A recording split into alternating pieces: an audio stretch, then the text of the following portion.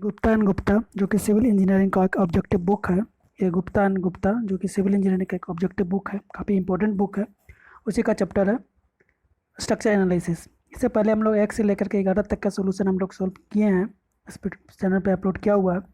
इस वीडियो में हम लोग 12 नंबर जो चैप्टर है उसको सोल्यूशन कर रहे हैं और स्टेप बाय स्टेप इसको सोल्यूशन करके चैनल पे अपलोड कर रहे हैं। तो इस चैप्टर में हम लोग देख रहे हैं, इससे पहले भी हम लोग इससे पहले भी अपलोड कर चुके हैं इसका पार्ट। ये 12 नंबर चैप्टर का इससे पहले भी हम लोग कुछ पार्ट अपलोड कर चुके हैं। ये आज का जो वीडियो है उसमें आप आज शुरू करेंगे, जहाँ तक लास्ट में हम लोग ख़त्म किए थे उसके आगे से इस पार्ट में हम लोग बनाएंगे।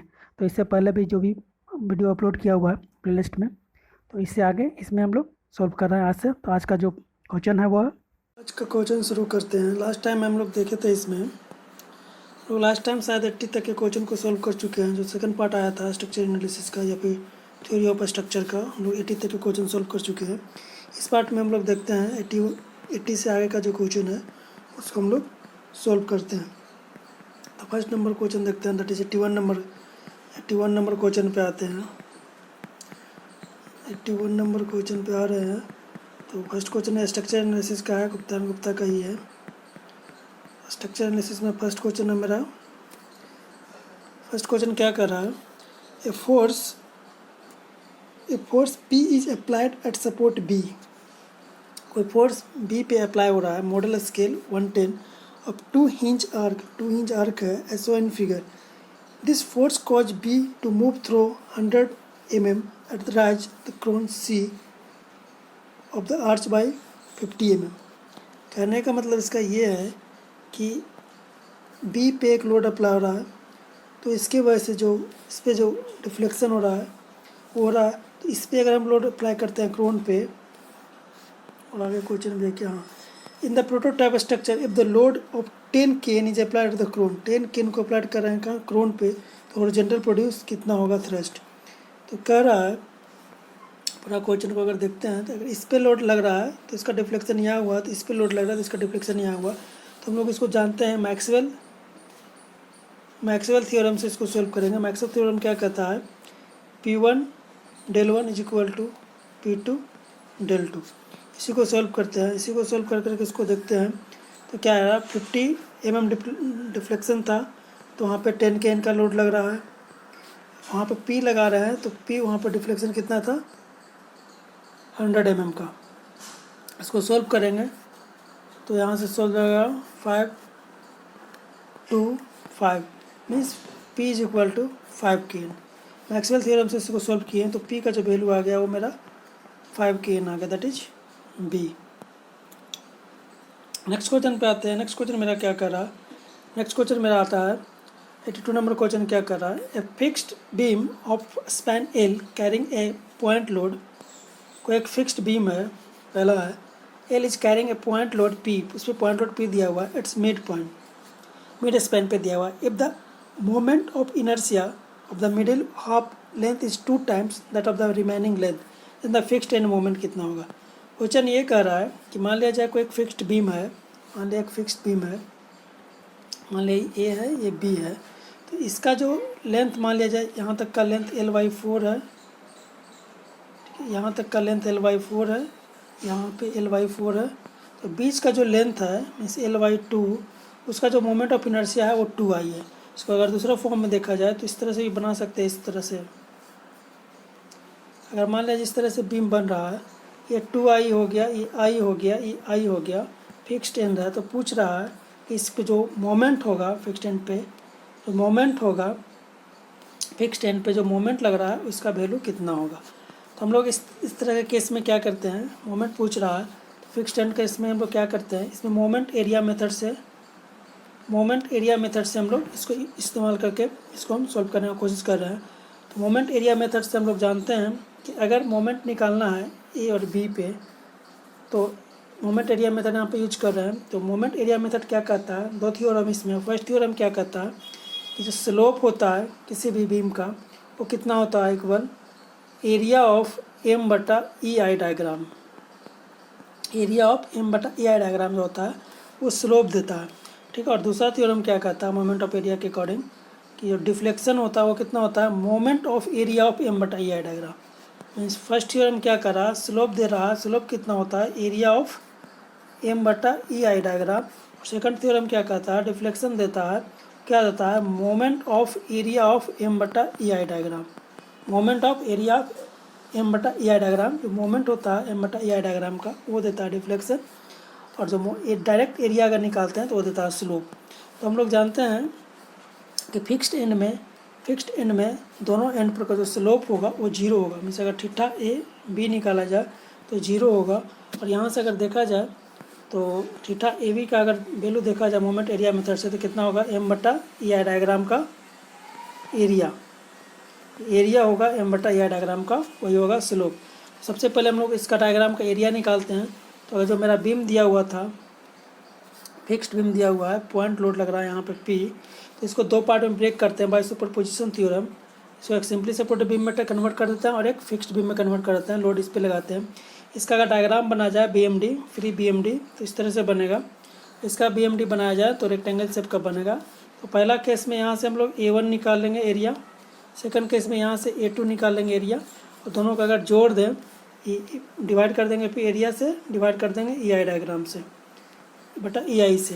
तो अलग अलग पार्ट के निकालना पड़ेगा। यहाँ पर से ये है, इसका जो मोमेंट ऑफ इनर्शिया 2I है, यहाँ पे I है, ये I है, तो A1 निकल जाएगा, इसका A2 निकल जाएगा। इसके बाद हम लोग स्लोप का निकालेंगे, तो स्लोप जो होगा AB का, तो एरिया 1 प्लस A2, इसको सोल्व करेंगे। सोल्व करने के बाद इसका वैल्यू हम जीरो रखेंगे, जीरो बराबर क्या करेंगे, A1 plus A2 total.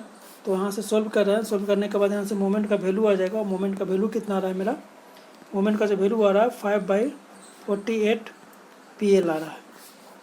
Moment जो आ रहा है 5/48 PL आ रहा है। सिंपल सा कैलकुलेशन इसमें था, सिर्फ मोमेंट एरिया मेथड से स्लोप निकालना है। स्लोप अगर निकाल लेते हैं तो यहाँ से हम लोग मोमेंट निकाल सकते हैं। स्लोप निकालने के लिए सिर्फ एरिया निकालना है, एरिया ऑफ एम बटा E I diagram. Next question पे आते हैं, क्या कर रहा है, a fixed beam A B of span L subjected to a clockwise moment, एक क्लॉकवाइज मोमेंट लग रहा है at a distance a from end A, fixed end moment. इस तरह से केस बन रहा है। मान लीजिए एक फिक्स्ड बीम दिया हुआ है, दैट इज ए है, ये बी है, इस पर एक मोमेंट लग रहा है, क्लॉकवाइज मोमेंट लग रहा है। कितना डिस्टेंस पे, मान लीजिए ए है, ये बी है, ओवरऑल लेंथ कितना मान लेते हैं, एल दिया हुआ।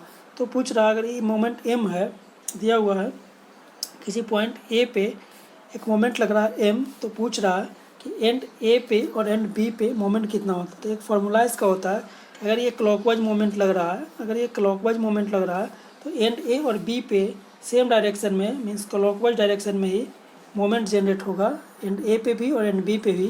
और मोमेंट का वैल्यू कितना होता है, अगर एम ए पे देखा जाए या ए बी देखा जाए तो कितना होता है, एम नोट, या फिर एम जो दिया हुआ है एम, और डिस्टेंस अगर ए पे निकाल रहे हैं तो अपोजिट साइड का जो डिस्टेंस होता है दैट इज एम बी लगेगा। और क्या होता है, L minus 3a divide by L square, ये फार्मूला होता है इस फॉर्म में। अब बी का वैल्यू नहीं दिया हुआ तो बी का वैल्यू एल माइनस क्या लिख सकते हैं, एल माइनस ए भी लिख सकते हैं। तो ऑप्शन देख लेते हैं यहाँ पे, ये हो गया एल माइनस ए, इसका बी सिंपल सा फॉर्मूला था, M B L minus 3a divide by L square. और ये जो लगेगा वो क्लॉकवाइज ही लगेगा, जो सेम डायरेक्शन में लगता है। कहने का मतलब है जिस डायरेक्शन में दिया हुआ है मोमेंट, उसी डायरेक्शन में जनरेट होगा, एंड पे वो मोमेंट लगेगा। इस तरह से इसका आंसर ये हो गया। नेक्स्ट क्वेश्चन है, कंसीडर द फ्लोइंग स्टेटमेंट। क्या कहा, conjugate beam can be use to determine slope and deflection in the non prismatic beam. क्या कंजुगेट बीम को हम यूज कर सकते हैं नॉन प्रिज्मेटिक बीम में स्लोप एंड डिफ्लेक्शन निकालने के लिए? स्लोप एंड डिफ्लेक्शन निकालने के लिए हम लोग नॉन प्रिज्मेटिक बीम में इस्तेमाल करते हैं, दैट इज सही है। कंजुगेट बीम में भी स्टैटिकली इंडिटरमिनेट, तो कंजुगेट बीम स्टैटिकली इंडिटरमिनेट नहीं है, डिटर्मिनेट होता है, तो ये मेरा गलत है।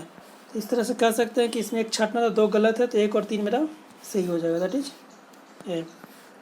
नेक्स्ट क्या कर रहा है, 3 हिंज आर्क क्या होता है, influence line of horizontal thrust parabolic कर रहा, मतलब ये कर्व कर रहा है। कर्व जो होता है जब भी होता है तो इंडिटरमिनेट स्ट्रक्चर जो होता है, इंडिटरमिनेट स्ट्रक्चर का ILD जो होता है वो कर्व होता है, जबकि 3 हिंज आर्क जो है वो एक डिटर्मिनेट स्ट्रक्चर है। डिटर्मिनेट स्ट्रक्चर है तो ये कभी भी पैराबोलिक नहीं होगा। तो यहाँ से कह सकते हैं कि पैराबोलिक नहीं होगा। और 3 इंच आर्क का हॉरिजॉन्टल थ्रस्ट का क्या होता है, स्ट्रेट लाइन में या फिर ट्रायंगल शेप का होता है। तो ये ट्रायंगुलर शेप का होता था। पहला मेरा गलत हो गया, तो पहला गलत हो गया, तो एक को छोड़ करके बाकी ऑप्शन से देख लेते हैं, तो मेरा आंसर सी हो जाएगा। ऐसे ऑप्शन पढ़ते हैं इसका। और तो क्या कर रहा, maximum horizontal thrust occur when the unit load is at the crown. सही है, मैक्सिमम हॉरिजॉन्टल थ्रस्ट कब अकर करेगा, मैक्सिमम अगर हॉरिजॉन्टल थ्रस्ट का जो वैल्यू देखा जाए, इसमें हॉरिजॉन्टल थ्रस्ट का वैल्यू देखा जाए अगर 3 इंच आर्क में, तो कितना होता है WL² डिवाइड बाई 8H। ये कब होता है, जब ये लोड जो है, जब W जो लोड है ये कहाँ एक्ट करे, वो क्रोन पे एक्ट करे। तो ये भी सही है। Maximum sagging moment occurs when the unit load at the section itself. Maximum sagging moment वहाँ पे डेवलप होगा जहाँ पे हमने इस सेक्शन पे डेवलप होगा जिस सेक्शन पे वो लोड एक्ट करेगा। तो ये सही है, ये सही है। मेरा एक गलत था तो सी मेरा सही हो गया। नेक्स्ट क्वेश्चन पे आते हैं। Influence line for horizontal thrust is, influence line पूछ रहा है किसका, हॉरिजॉन्टल थ्रस्ट इन 2 हिंज आर्क। 2 हिंज आर्क का पूछ रहा है। 2 हिंज आर्क जो होता है इंडिटरमिनेट स्ट्रक्चर होता है, कितना 2 डिग्री से, 2 डिग्री से इंडिटरमिनेट स्ट्रक्चर होता है। तो इसका जब भी होगा तो कर्व होगा। तो ये 2 ऑप्शन तो कट गया। तो अब बच रहा है ILD line horizontal thrust in the 2 hinge parabolic arc. 2 hinge parabolic arc का जो हॉरिजॉन्टल थ्रस्ट का ILD जो होता है वो क्यूबिक पे होता है, that is B. Next question क्या कर रहा है, for a single point load, single point W moving है और a symmetrical 3 hinge arc, 3 hinge arc है, 3 हिंज आर्क दिया हुआ है, parabolic arc, arch span L, maximum sagging moment, maximum sagging moment कहाँ पे एक्ट करेगा, distance act, maximum sagging moment distance जो एक्ट करता है एंड से, वो अगर पॉइंट लोड है, अगर पॉइंट लोड दिया हुआ तो मैक्सिमम सैगिंग मोमेंट जो एक्ट होता है 2.211 L पे एक्ट होता है। और अगर पैराबोलिक लोडिंग दिया हुआ है, मीन्स UDL दिया हुआ है, तो जो एक्ट होता है वो 2.234 पे एक्ट होता है। तो अगर मैक्सिमम सैगिंग मोमेंट पूछे और पॉइंट लोड के लिए, तो पॉइंट लोड के लिए कितना होता है 0.211 L, ठीक है। और अगर यहीं पर अगर UDL रहता, फॉर UDL के लिए अगर UDL दिया हुआ तो इसके लिए मैक्सिमम सैगिंग मोमेंट होगा at a distance of 0.231 from other ends. Next है Muller Breslau principle for obtaining influence line. Muller Breslau principle जो होता है किसके ऑब्टेन के लिए किया जाता है, तो जो ILD निकालते हैं किसके लिए निकालते हैं, तो ये ट्रस के लिए निकालते हैं। सही है, ट्रस में निकालते हैं। स्टैटिकली सिमेट्रिकल डिटर्मिनेट स्ट्रक्चर को निकालते हैं। बीम एंड फ्रेम, सही, फ्रेम और बीम दोनों का निकालते हैं। Statically indeterminate structure means truss का भी निकालते हैं, बीम का भी निकालते हैं और फ्रेम का निकालते हैं। डिटर्मिनेट का भी निकालते हैं और इंडिटरमिनेट का भी निकालते हैं। मीन्स ये ऑल टाइप का हो गया। लेकिन ये हुक्स लॉ को वायलेट करे, इलास्टिक एंड हुक्स लॉ जो वायलेट होता है कोई भी बीम का। Statically indeterminate structure the material of which elastic and Hooke's law is violate, तो इसके लिए यूज होता है Muller Breslau principle. But any statically determinate structure any के लिए नहीं होता। एनी अगर यहाँ पे हुक्स लॉ अगर वायलेट नहीं कर रहा है, अगर हुक्स लॉ वायलेट नहीं है तो उसके लिए यूज नहीं करते। एनी के लिए नहीं, अगर जो सिर्फ हुक्स लॉ को फॉलो करता है, हुक्स लॉ को फॉलो करता है, उसी को हम लोग उसी का यूज़ करते हैं प्रिंसिपल निकालने के लिए, उसमें ILD निकालने के लिए। तो इस तरह से इसका 4 छोड़ के बाकी सब आंसर सही हो गया। 4 छोड़ के देखा जाए तो मेरा ये इसका करेक्ट आंसर हो गया। नेक्स्ट है consider the following statement in the regarding to finding stresses. कहाँ फाइंड करा, स्ट्रेस को फाइंड करने बोल रहा है, कहाँ, truss member due to moving load.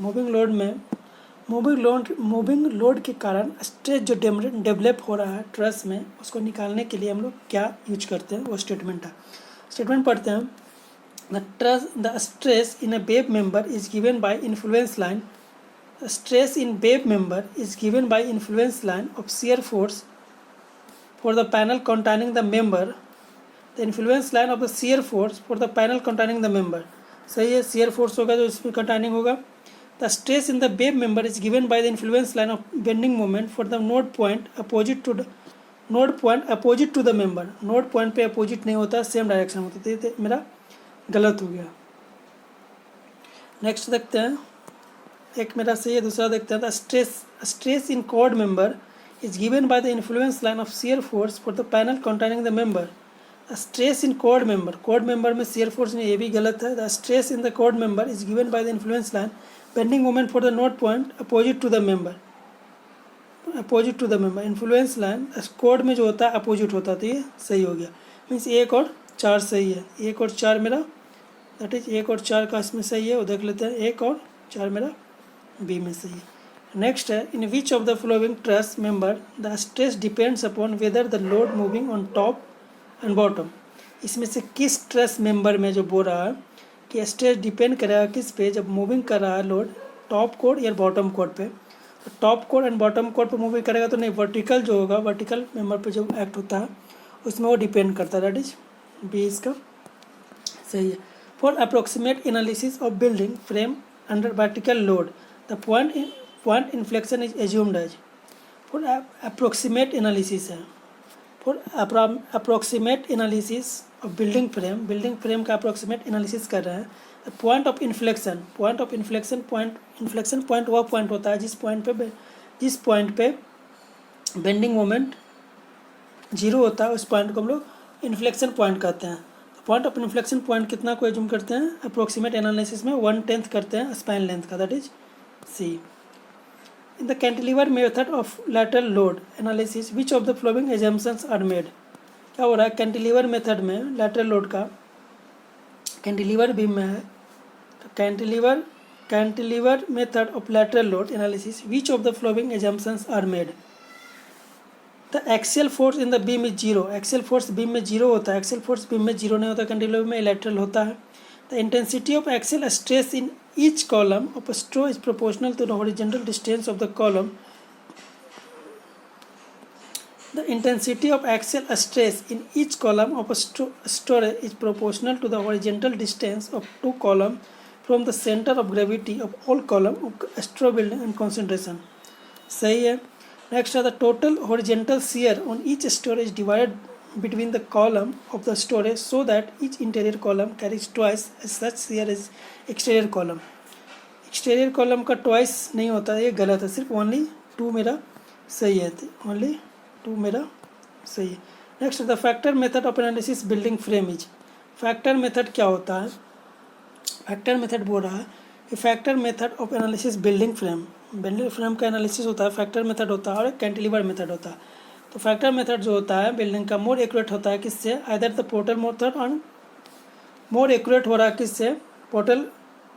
जो फैक्टर मेथड है एनालिसिस बिल्डिंग का more accurate then either the portal और द कैंटिलीवर मेथड। तो एक्यूरेट मेथड होता है, फैक्टर मेथड जो है एक्यूरेट मेथड होता है किसके कंपेयर में, पोर्टल मेथड और कैंटिलीवर मेथड में। Based upon the slope deflection method of analysis.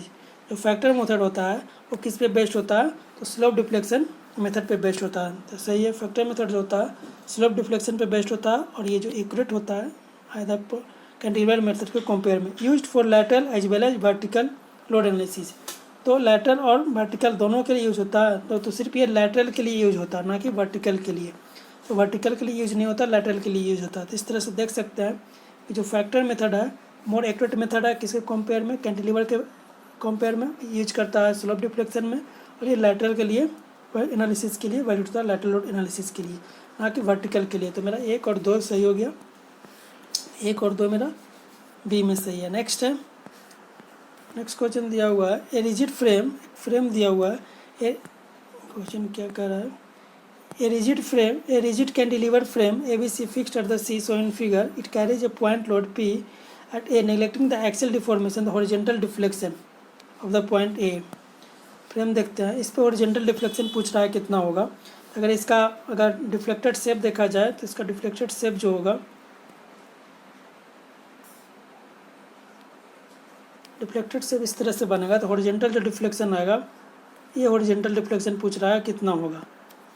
तो हॉरिजॉन्टल डिफ्लेक्शन अगर निकाला जाए इसमें तो कितना होगा, अगर इसके वजह से मोमेंट, इस पर अगर मोमेंट यहाँ लगा, ये डिफ्लेक्शन जो होगा वो डिफ्लेक्शन ही होगा, तो इसमें मोमेंट आ जाएगा m।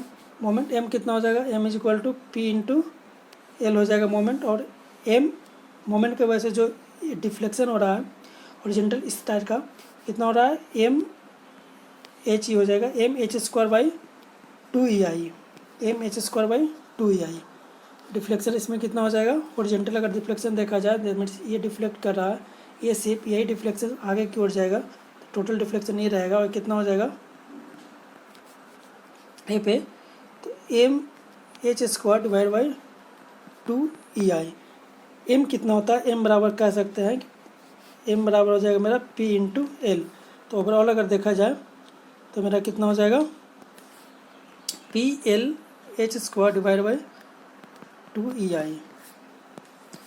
तो P H square by 2EI that is ये हो गया। यही अगर वर्टिकल पूछता, अगर इसमें ये हॉरिजेंटल हो गया मेरा M H square by 2EI, अगर वर्टिकल पूछता यहाँ पे, तो ये वर्टिकल डिफ्लेक्शन जो इसमें हो जाएगा, वर्टिकल कितना हो जाएगा मेरा, तो वर्टिकल मेरा एक इसके वजह से हो जाएगा पी एल क्यू बट्टा 3EI इस वजह से, और दूसरा स्लोप इसका हो जाएगा। अगर इसमें स्लोप निकाला जाए, मान लीजिए स्लोप थीटा है, तो इसका जो डिफ्लेक्शन आएगा थीटा बी इंटू एल।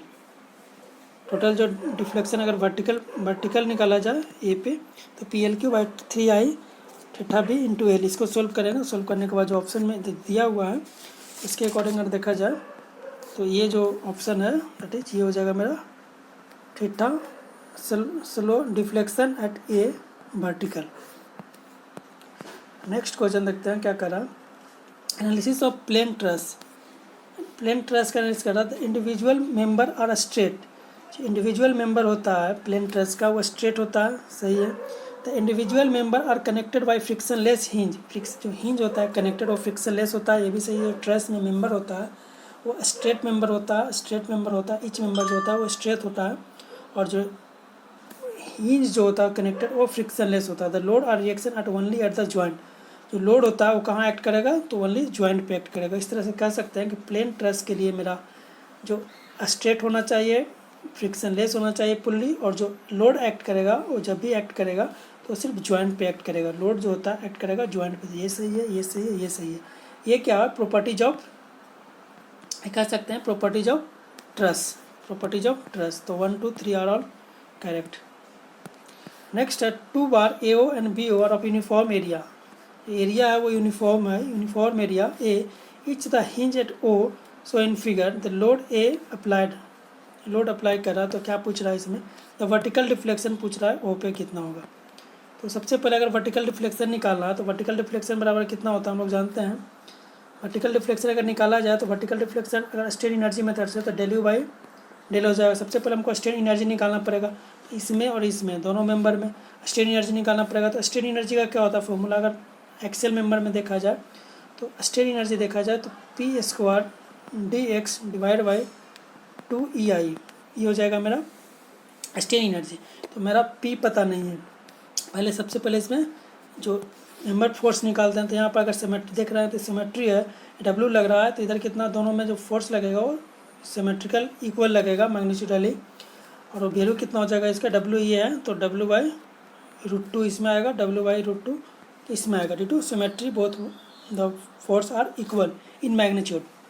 तो फोर्स निकल गया, दैट इज P का वैल्यू निकल गया। तो यहाँ से स्ट्रेन एनर्जी निकाल लेंगे, तो टोटल स्ट्रेन एनर्जी जो होगा U1 + U2 हो जाएगा, लेकिन दोनों सेम है, इसको कह सकते हैं 2U। और कितना होगा 0 से लेके L तक P² DX divide by 2EI। इसको सोल्व करेंगे, सोल्व करने के बाद मेरा जो U का वैल्यू आएगा, तो U का जो वैल्यू आ रहा है वो मेरा आ रहा है P² L divide by EI। P² L divide by P² 2EI। ये आ गया मेरा U का जो वैल्यू आ गया मेरा P² L divide by EI आ गया। P का वैल्यू मेरा कितना आ रहा था, मेरा W/√2 था। यहाँ से वैल्यू पुट करेंगे तो W² L divide by W/√2 whole square करेंगे तो 2EI। यहाँ से देख लिए कि हम लोग जो अगर U का जो वैल्यू आया स्ट्रेन एनर्जी का, ओवरऑल स्ट्रेन एनर्जी या टोटल स्ट्रेन एनर्जी का जो वैल्यू आएगा और W² L divide by 2EI है। हमको निकालना डिफ्लेक्शन बराबर कितना होता है, del U divide by del W से डिफ्रेंशिएट करेंगे, तो इसको डिफ्रेंशिएट करेंगे तो कितना होगा 2WL divide by 2EI। Solve करेंगे तो WL/EI, EI एक्सेलरेटिव है तो EI होगा, क्योंकि स्ट्रेन एनर्जी जो हो रहा था मेरा वो मिस्टेक हो गया। स्ट्रेन एनर्जी जो हो रहा था एक्सेल जो होता है एक्सेल लोड में, तो फोर्स लग रहा था P² L divide by 2AE होता है, ना कि EI होता है। EI मोमेंट के केस में होता है, बट यहाँ पे एक्सेलरेटिव है तो एक्सेल ही लगेगा, तो EI ऑलरेडी। जी नेक्स्ट है influence line for the bending moment, influence line diagram दिया हो किसके लिए, बेंडिंग मोमेंट के लिए, section M X the distance 4 metre from the left support, simply separate beam A B. So in figure a uniform distributed load दिया हुआ intensity 2 together that the span cross the girder. पूछ रहा है क्या, moment पूछ रहा है x पे कितना होगा, 4 मीटर डिस्टेंस है और यूडीएल है मेरा 2 टन पर मीटर का। तो हम लोग जानते हैं अगर इस तरह से देखा जाए तो जो मोमेंट होता है इसमें, तो मोमेंट जो होता है कितना होता है, मोमेंट अगर निकाला जाए इस पॉइंट पे तो एरिया ऑफ दैट मतलब area of I L D into ordinate, area of I L D and ordinate मेरा 3 दिया हुआ, एरिया इसका निकाल लेते हैं, एरिया कितना निकल जाएगा, तो एरिया निकाल लेंगे, ऑर्डिनेट निकाल लेंगे। एरिया मेरा 3 दिया हुआ है, ऑर्डिनेट मेरा 3 दिया हुआ, एरिया इसे निकाल लेंगे, इसको सॉल्व करेंगे, सॉल्व करने के बाद एरिया मेरा कितना आ रहा है 16 आ रहा है, 16 में मल्टीप्लाई करेंगे 3 से तो कितना आ रहा है 48 आ रहा है, दैट इज 48। सिंपल इसमें सिर्फ यही रखना था, अगर यूडीएल दिया हुआ है और एम एक्स निकालना है तो एरिया इंटू ऑर्डिनेट होता। अगर पॉइंट लोड दिया हुआ है तो उसमें क्या होता है कि लोड इंटू ऑर्डिनेट होता है, मोमेंट लोड इंटू ऑर्डिनेट होता है अगर पॉइंट लोड है तो, बट यूडीएल है तो एरिया इंटू ऑर्डिनेट होता है। यहाँ पे यूडीएल दिया होता है तो इसका एरिया निकालना पड़ेगा, तो 46 आ रहा है, 48 आ रहा है। नेक्स्ट है वन स्टोर कर दिया हुआ rigid portal frame ABCD carries load P and Q as shown in figure, hinge at the 2 support, hinge है तो सपोर्ट पे, तो पूछ क्या रहा है इसमें द स्ट्रक्चर जो है स्टैटिकली क्या है, डिटर्मिनेट है वो पूछ रहा है क्या है। सबसे पहले इसमें अगर निकालना है तो डी एस का वैल्यू निकालने पूछ रहा था, डी एस बराबर क्या होता था 3C माइनस आर, हम लोग जानते हैं कट निकालते हैं तो 3C माइनस 3 इंटू 1 आर कितना हो जाएगा, यहाँ पे हिंज है, हिंज दिया हुआ है तो एक इसमें ऐड होगा और एक इसमें ऐड होगा, तो टोटल ऐड कितना हो गया, हिंज 3C माइनस आर, या अच्छा 3C माइनस आर, तो यहाँ पर कितना आ जाएगा 3C कट अगर एक करेंगे तो यहाँ पर 3 1 और आर कितना होगा 1 यहाँ ऐड होगा, यहाँ ऐड होगा। अगर इसको फिक्स्ड एंड बनाने के लिए कितना ऐड करना, अगर यहाँ पे हिंज दिया हुआ है तो इसको फिक्स्ड एंड आर जो होता है रेजिस्टेंट रिएक्शन होता है, इसको फिक्स्ड एंड बनाने के लिए कितना रिएक्शन इसमें ऐड करना पड़ेगा वो होता है। तो यहाँ पर हिंज दिया हुआ तो 1 रिएक्शन यहाँ पर ऐड करना पड़ेगा, एक यहाँ पे ऐड करना पड़ेगा, तो टोटल 2 हो गया -2, कितना हो जाएगा 3 - 2 दैट इज 1। कह सकते हैं कि ds का जो वैल्यू आ गया वो 1 हो गया। तो यहाँ से कह सकते हैं कि जो बीम होगा इंडिटरमिनेट स्ट्रक्चर होगा, जो स्ट्रक्चर है वो इंडिटरमिनेट है, तो देख सकते हैं indeterminate structure with first order, तो ds का जो वैल्यू आ गया वो 1 आ गया, दैट इज बी। नेक्स्ट है the influence line for the shear at the section, shear force का इन्फ्लुएंस लाइन पूछ रहा है 4 metre from the left support, simply support girder A B as shown in figure. The shear force at the section X due to a uniform distributed dead load of intensity 2 ton per meter over the entire span। तो इसमें भी पूछ रहा है, तो अगर इसका निकाला जाए the shear force at the section X due to uniform distributed load of the intensity 2 ton, intensity दिया हुआ है, डिस्टेंस दिया हुआ है, तो shear force का जो वैल्यू होगा, shear force का वैल्यू कितना होता है इसमें, अगर shear force का वैल्यू देखा जाए तो shear force का वैल्यू हो जाएगा एरिया इंटू अगर एरिया निकाल जाए, एरिया इंटू जो लोड लग रहा है ऑर्डिनेट W वो, पहले इसका एरिया निकाल लेते हैं, एरिया निकाल लेंगे इसका, उस पर मल्टीप्लाई कर देंगे 2 से, तो ये ऊपर का निकल जाएगा। फर्स्ट केस का ये निगेटिव है तो निगेटिव का निकालेंगे तो इसका एरिया कितना हो जाएगा हाफ इंटू ये मेरा 4 है तो 4 इंटू हाइट मेरा 1/4 हो गया, हाफ बी इंटू एच, ये हो गया निगेटिव का, इसमें मल्टीप्लाई कर देंगे 2 से, तो टोटल निगेटिव शियर फोर्स निकल जाएगा। और पॉजिटिव शियर फोर्स निकालने के लिए क्या करेंगे, पॉजिटिव एरिया मल्टीप्लाई कर देंगे इसका यूडीएल से, तो हाफ इंटू 12 इंटू 3/4 इंटू 2, इसको सॉल्व करेंगे, सॉल्व करने के बाद ओवरऑल जो आ रहा है वो मेरा 8 टन आ रहा है, दैट इज ए। कुछ नहीं करना था इसमें, सिर्फ एरिया में मल्टीप्लाई कर देना है यूडीएल और जो ऑर्डिनेट है वो उससे। नेक्स्ट है consider the propped cantilever shown in figure and the fixed beam shown in figure. propped cantilever दिया हुआ है, propped cantilever दिया हुआ है फिगर में, fixed beam shown in figure. क्या कह रहा है? Consider the following statement regarding the two figures. The fixed end moment at A of the propped cantilever is. The fixed end moment at A of propped cantilever is 12 ton meter. The fixed end moment at A of the fixed beam is 6 ton meter. सबसे पहले हमको fixed end moment निकालना पड़ेगा. अगर fixed and देखा जाए UDL में तो कितना होता है, अगर ये यूडीएल दिया हुआ है और फिक्स्ड एंड मोमेंट देखा जाए तो इसको होता है WL² डिवाइड बाई 12. इसका अगर वैल्यू देखा जाए दोनों एंड पर सेम होगा, तो इसका जो वैल्यू देखा जाए 2 निकालना है, इसका 6 दिया हुआ, तो 2 × 6 का स्क्वायर डिवाइड बाई 12 266, तो मेरा 6 आ जाएगा. इसमें कह रहे हैं इसका 6 आ जाएगा, इसका 6 आ जाएगा. और यही अगर इसमें इस एंड में अगर ये मोमेंट 6 लग रहा था, ये मोमेंट मेरा 6 लग रहा है, और इस पर अगर इस पर मोमेंट 0 करने के लिए फिर से 6 अपोजिट टाइप का अपोजिट डायरेक्शन में लगाना पड़ेगा, अपोजिट डायरेक्शन में लगाना पड़ेगा, इसका अपोजिट डायरेक्शन में लगाना पड़ेगा. तो यहाँ से अगर देखा जाए तो अपोजिट डायरेक्शन में 6 लगाना पड़ेगा. ये 6 लग रहा था, ये 6 लग रहा था, इसको 0 करने के लिए, ओवरऑल 0 करने के लिए अपोजिट डायरेक्शन में 6 लगाना पड़ेगा. यहाँ पर 6 लगाए तो यहाँ पर सेम डायरेक्शन में इसका कैरी ओवर मोमेंट इस पर ट्रांसफ़र होगा. वो कितना होगा, इसका आधा, तो 3 हो जाएगा. तो अगर ए पे मोमेंट देखा जाए ओवरऑल, अगर इस पर 0 करने के लिए, इस पर मोमेंट 0 करने के लिए इस पर डबल मोमेंट लगाना पड़ेगा, मतलब कैरी ओवर मोमेंट आएगा. तो 3 + 6 पहले से था, तो टोटल 9 हो जाएगा. और यहाँ पर जो मोमेंट लग रहा था फिक्स्ड एंड में वो WL² डिवाइड बाई 12, इसका जो वैल्यू था वो 6 था. तो फिक्स्ड में 6 हो जाएगा और इसमें 9 आ जाएगा. ऑप्शन देख लेते हैं. The fixed end moment at A in the propped में 12 नहीं आएगा, ये 9 आएगा, तो ये मेरा गलत हो गया. The fixed end moment at A in the fixed beam 6, ये सही है. तो मेरा एक गलत है और 2 सही है, तो एक गलत है और 2 सही है, एक गलत है और 2 सही है, दैट इज डी. नेक्स्ट है विच of the structure will experience स्वे. बोल आगे कौन सा स्ट्रक्चर स्वे करेगा. स्वे करने के लिए 3 कंडीशन होता है. वो सिमेट्रिकल रहे लोड से अकॉर्डिंग, या स्ट्रक्चरली सिमेट्रिकल है तो वो स्वे नहीं करेगा, या फिर जिसका स्टिफनेस जो होता है, जिस स्ट्रक्चर का स्टिफनेस कम होता है, जिस मेंबर का स्टिफनेस कम होता है उस साइड में वो स्वे करता है.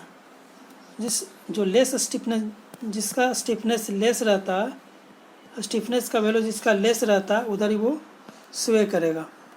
तो स्टिफनेस से भी निकाल सकते हैं. तो इसमें अगर देखा जाए स्वे करने के लिए बोल रहा है कि विच of the structure figure experience स्वे, कौन इसमें स्वे करेगा, वो पूछ रहा है कौन इसमें स्वे करेगा. तो अगर इसमें देख रहा है हॉरिजॉन्टल फोर्स लग रहा है तो पक्का कि ये स्वे करेगा राइट डायरेक्शन में. ये अगर देखा जाए सेकंड वाला बीम तो ये सिमेट्रिकल है, स्ट्रक्चर सिमेट्रिकल है तो ये स्वे नहीं करेगा. ये अगर देखा जाए स्ट्रक्चर ये देखा जाए तो यहाँ पर अनसिमेट्रिकल स्ट्रक्चर है, अनसिमेट्रिकल, और ये स्वे करेगा. स्वे किधर करेगा, वो लेफ्ट डायरेक्शन में करेगा. ये अगर देखा जाए तो इधर भी सपोर्ट लगा हुआ है, इधर सपोर्ट लगा हुआ है, तो ये किधर से भी वो स्वे नहीं करेगा.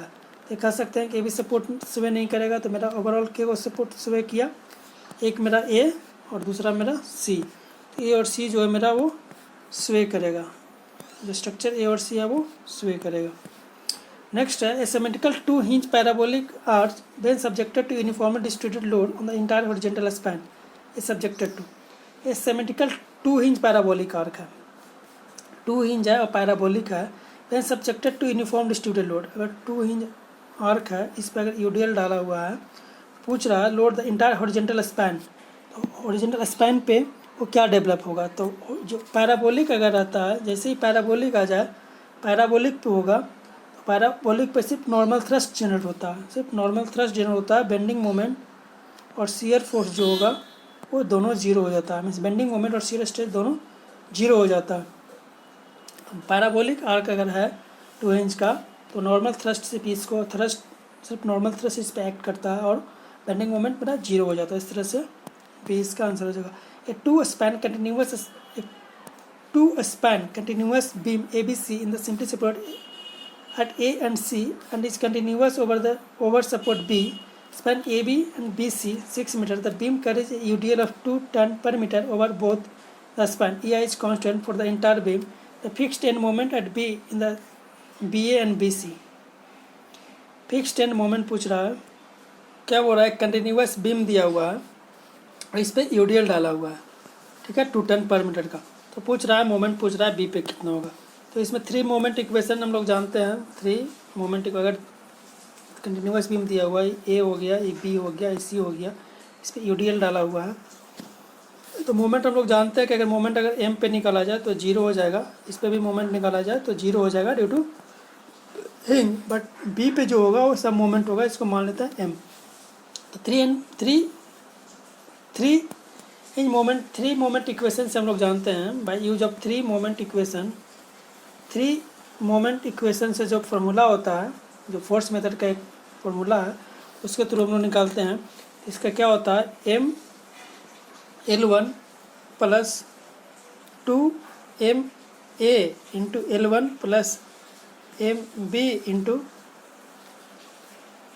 mb L1 प्लस L2 2 होता है 2mb plus mc into L2 is equal to 6a1 x1 divide by L square plus 6a2 x2 by L square. इसी को सॉल्व करेंगे शॉर्ट फॉर्म में।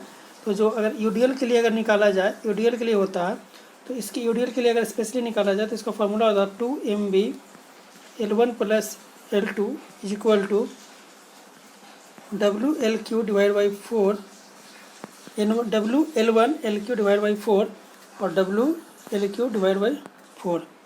क्योंकि W दोनों सेम है, L भी दोनों का सेम है, तो यहाँ से कह सकते हैं कि दोनों सेम हो जाएगा। तो शॉर्टकट में इसको क्या लिख सकते हैं, 2mb into 2l is equal to 2 into WL3 divide by 4। इसको और सॉल्व करेंगे तो mb का वैल्यू आ जाएगा, mb का वैल्यू मेरा कितना रहा है, उसे 2 कट गया तो WL डिवाइड WL से WL स्क्वायर बाई 8। L का वैल्यू पता है, W का पता है, इसको सॉल्व करेंगे। सॉल्व करने के बाद जो mb का वैल्यू आएगा, mb का जो वैल्यू आएगा वो कितना आ रहा है मेरा, 8 आ रहा है, सॉरी 9 आ रहा है। सिंपल फार्मूला पे इसको सिर्फ सॉल्व करना था।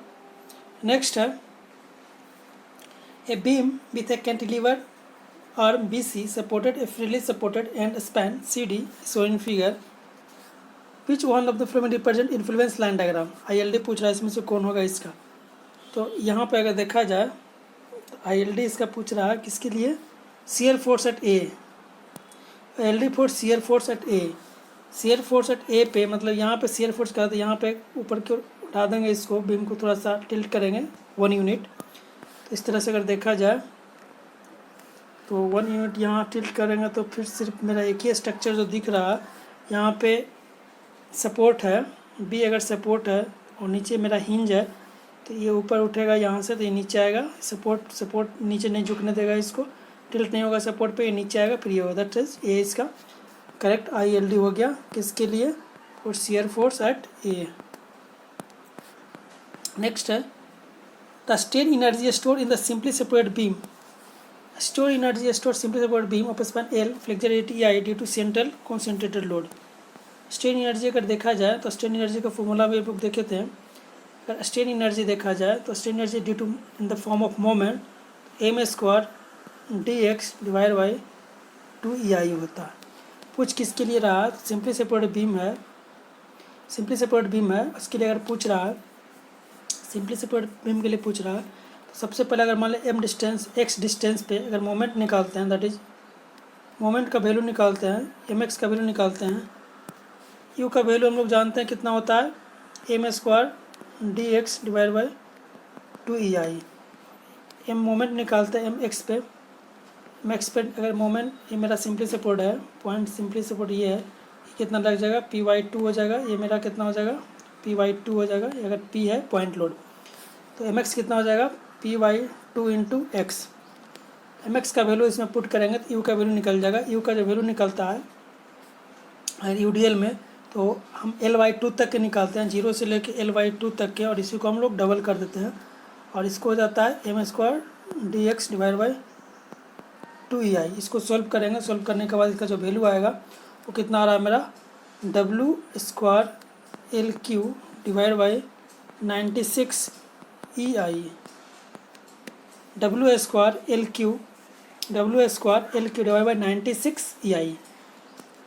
तो W square L Q divide by 96 EI, W square L Q divide by 96 EI। Simple इसमें याद रखना यही है, जो स्ट्रेन एनर्जी होता है सिंपल से वर्ड में 2 टाइम्स कर देते हैं, 0 से लेके L/2 आधा बीम तक के निकालते हैं, सेंटर तक के निकालते हैं, और mx square dx divide by 2EI। इसको सॉल्व करेंगे, सॉल्व करने के बाद जो वैल्यू आएगा W square L Q 96 EI आएगा।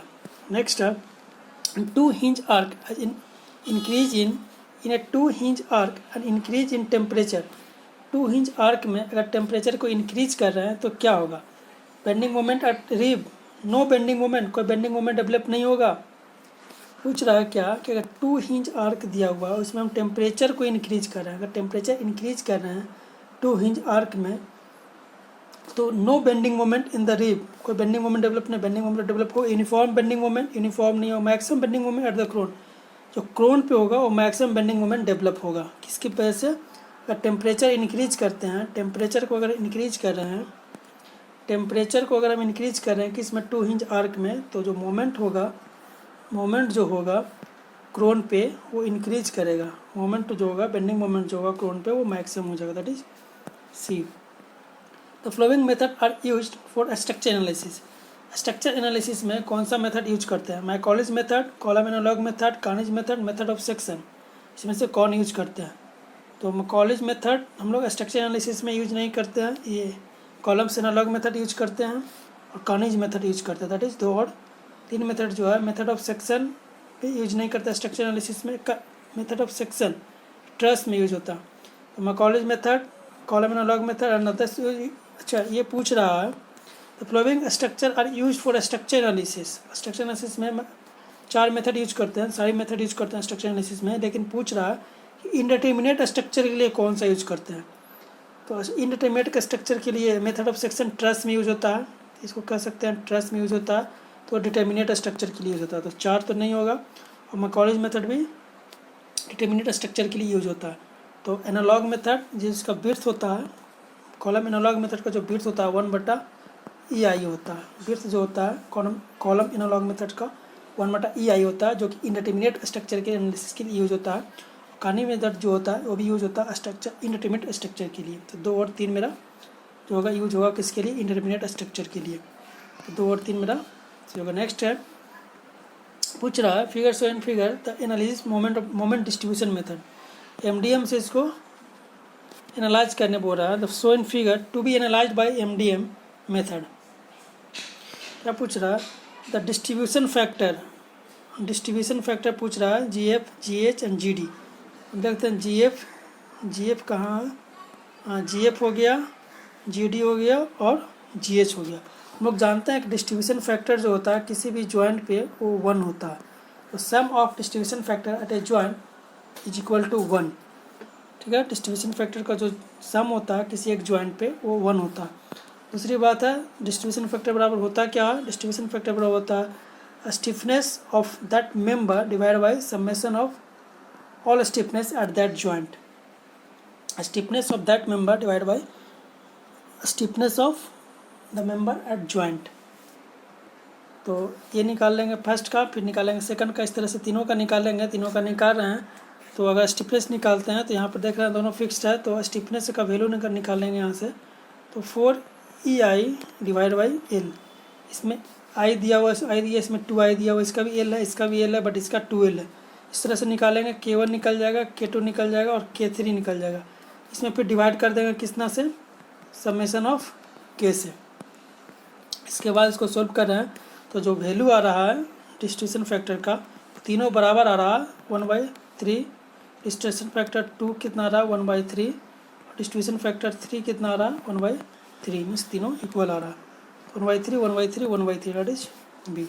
सिंपल सा स्टिफनेस क्या होता है? 4EI/L। किस केस में? जब दूसरा एंड जो है फिक्स है, फॉर एंड जो है फिक्स है।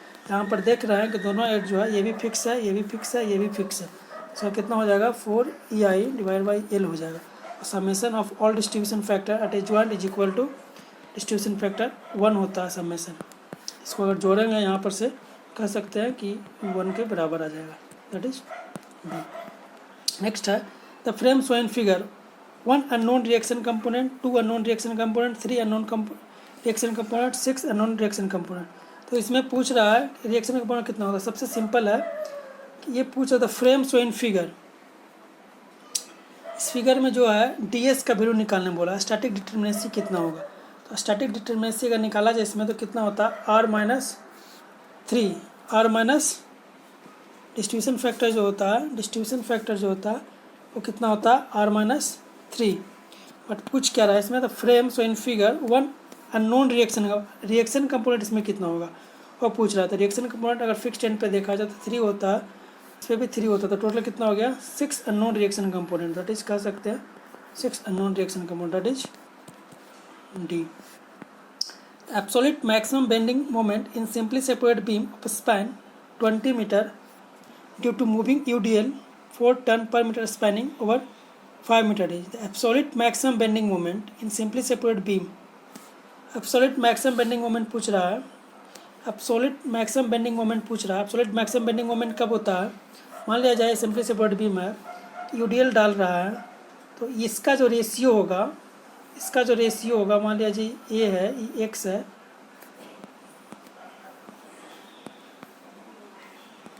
मान लिया जाए ये मेरा बीम दिया हुआ है, बीम का लेंथ अगर मान लिया जाए ए है और ये हो गया मेरा L माइनस ए, और अगर इसका लेंथ UDL का दिया हुआ है x दिया हुआ है, और आगे इस सेक्शन पे अगर निकालना है ये x है तो ये कितना हो जाएगा, ये कैप्स L मान लेते हैं, ये L माइनस x हो जाएगा। दोनों का जो रेशियो है वो सेम रेशियो होना चाहिए, तब एब्सोल्यूट मैक्सिमम बेंडिंग मोमेंट होता है। कहने का मतलब है इस सेक्शन पे अगर मोमेंट निकाल रहे हैं एब्सोल्यूट मैक्सिमम बेंडिंग मोमेंट, तो जो वैल्यू होगा x by A is equal होगा कितना L minus X divide by L minus A का।